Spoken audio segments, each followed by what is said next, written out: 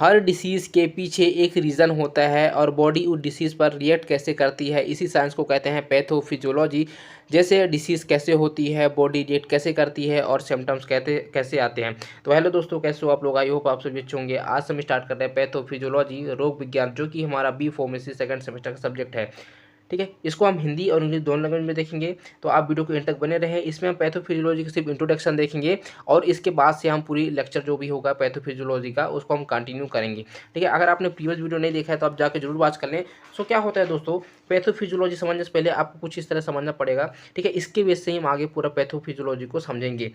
सो आप ऐसा देखिए जैसे कि ह्यूमन होता है। ठीक है, ह्यूमन क्या होती है? एक हेल्दी पर्सन है। ठीक है, मान लीजिए एक हेल्दी पर्सन ये। अब हेल्दी पर्सन है तो आपको पता है ह्यूमन के अंदर क्या क्या पाया जाता है। जैसे सेल पाए जाते हैं, टिश्यूज पाए जाते हैं या फिर ऑर्गन वगैरह इसमें पाए जाते हैं। ठीक, अब मान लीजिए एक वायरस है। ठीक है, वायरस हो गया, फंगी हो गया, फिर कोई भी हो गया, बैक्टीरिया वगैरह हो गया। तो ये क्या हुआ, जो वायरस है, ठीक है, ये अगर ह्यूमन पे जब अटैक करेगा, ठीक है, ह्यूमन पे जब अटैक करेगा तो क्या होगा आपको पता है, ह्यूमन के अंदर सेल होते हैं, टिश्यूज होते हैं। ठीक है, तो ये क्या होगा, धीरे धीरे हुए सेल्स को, टिश्यूज को ये क्या करेगा, डैमेज करना चालू कर देगा। अब जैसे ये डैमेज करना चालू कर दिया, ठीक है, हमारे ऑर्गन वगैरह भी ये क्या कहते हैं, डैमेज कर दिया। अब जब डैमेज कर देगा तो एक जो ह्यूमन है, ठीक है, उनकी जो ऑर्गन्स थी ये काम करना मतलब स्लोली स्लोली काम करते हैं। ठीक, धीमा धीमा काम करते हैं, मतलब जैसे पहले काम करते थे वैसे वो नहीं कर पाते। ठीक है, अच्छा, अब जैसे कि वायरस आया कैसे, ठीक है, उसके बाद ये डिसीज़ को कैसे कैसे मतलब कैसे सेल को डैमेज किया, ठीक है, कैसे टिश्यूज़ को डैमेज किया, उसके बाद हमारे लंग्स को क्या क्या हुआ, ठीक है, हमारे लंग्स को क्या हुआ, हमारे हार्ट को क्या हुआ, हमारे किडनीज़ को क्या हुआ। ठीक है, उसके बाद आदमी बीमार पड़ा तो पड़ा क्यों? तो ये सब दोस्तों हम किसके अंदर पढ़ते हैं, पैथोफिजियोलॉजी के अंदर ही पढ़ते हैं। मतलब ये रोग आया कैसे, ठीक है, ये डिसीज़ हुआ कैसे, इसका सिम्टम्स कैसे दिख रहे हैं और इस पे क्या ट्रीटमेंट किया जा सके। ठीक है, डॉक्टर क्या ट्रीटमेंट दे सकते हैं। तो ये सब हम किसके अंदर पढ़ते हैं, पैथोफिजियोलॉजी से पढ़ते हैं। इसमें लिखा गया है रोग विज्ञान। ठीक है, मतलब ये रोगों का विज्ञान है, इसी को हम बोलते हैं पैथोफिजियोलॉजी। अगर इसको और आगे समझते हैं तो क्या होता है, it is the branch of science which deal with the study of disease abnormally occurred inside the body।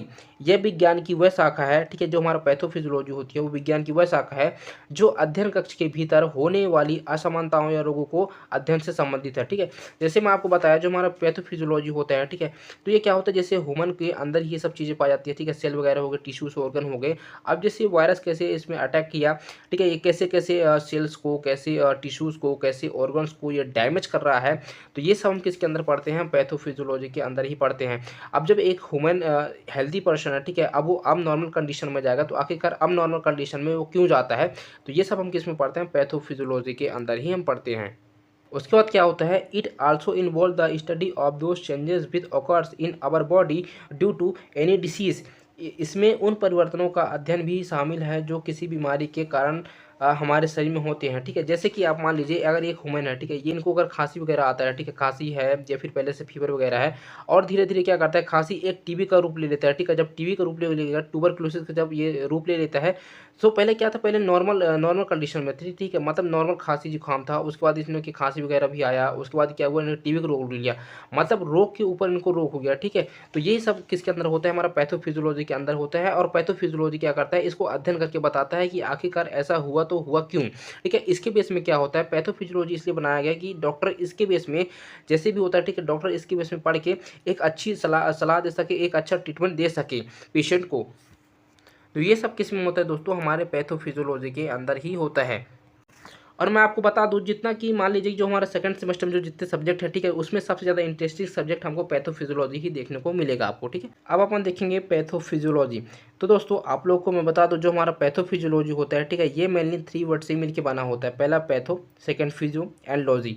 So patho का मतलब क्या होता है, सफरिंग डिसीज डिसऑर्डर, पीड़ित रोग विकार, मतलब अब नॉर्मल कंडीशन बॉडी, असमान स्थिति।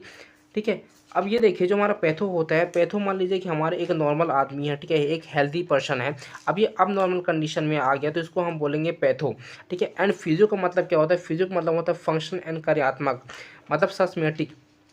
तो जैसे कि हमारी बॉडी अब नॉर्मल कंडीशन में थी, ठीक है, अब आपको पता है इसके अंदर सेल थे, टिश्यूज थे एंड ऑर्गन्स थे। ठीक है, अब ये कैसे कैसे काम करना बंद कर दिए या फिर ये काम करना स्लो कर दिए, तो ये सब किसके अंदर आता है, हमारे फिजियो के अंदर आता है।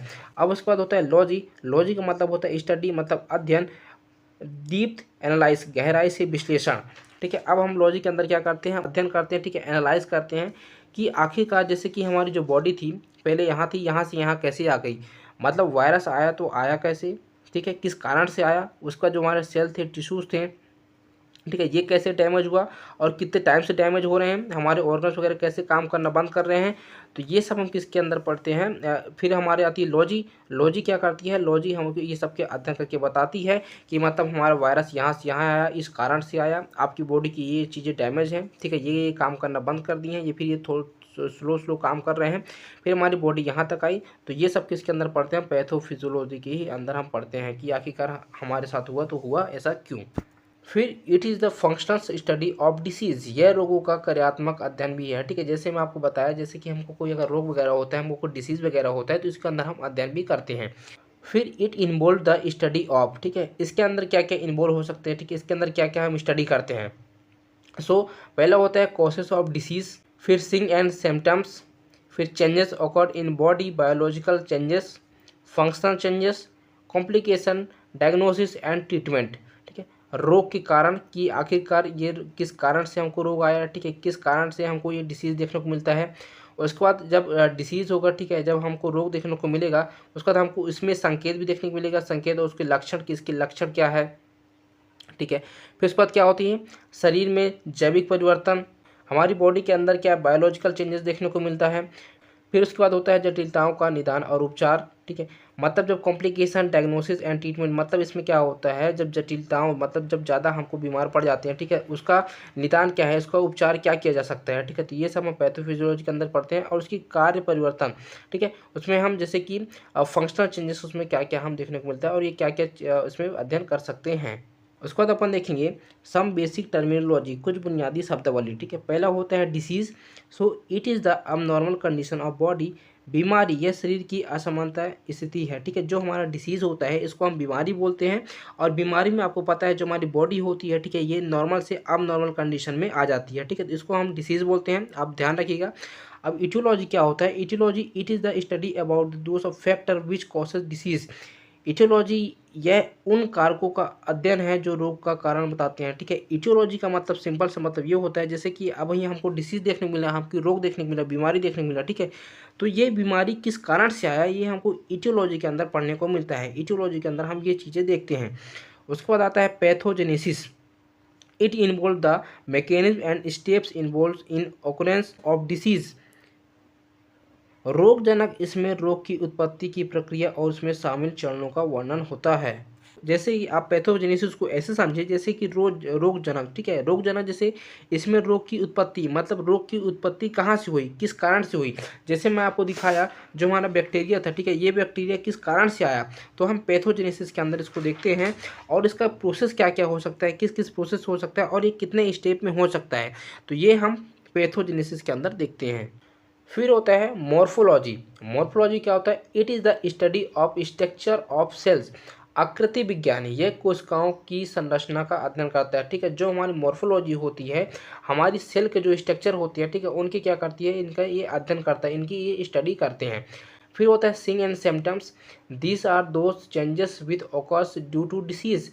संकेत, लक्षण, ठीक है, इसको हम बोलेंगे सिम्टम्स, मतलब लक्षण क्या हमको देखने को मिलता है। एक ह्यूमन जब कोई बीमारी होती है तो उसके लक्षण क्या क्या देखने को मिलता है, जैसे कि मान लीजिए कि किसी को टीबी है, ठीक है, या फिर क्या है उसको चिकन फॉक्स हो जाते हैं तो उसमें दाने दाने देखने को मिलते हैं, ठीक है, या फिर ऐसे बहुत सारे डिसीज़ें हैं कि उसमें हमको लक्षण देखने को मिलता है। डॉक्टर अक्सर क्या करते हैं, चेहरा देख के ही बता देते हैं या फिर स्किन वगैरह देख के बता देते हैं इनको कौन सी बीमारी हो सकती है, ठीक है, तो ये हम सिम्टम्स को बोलते हैं, लक्षण।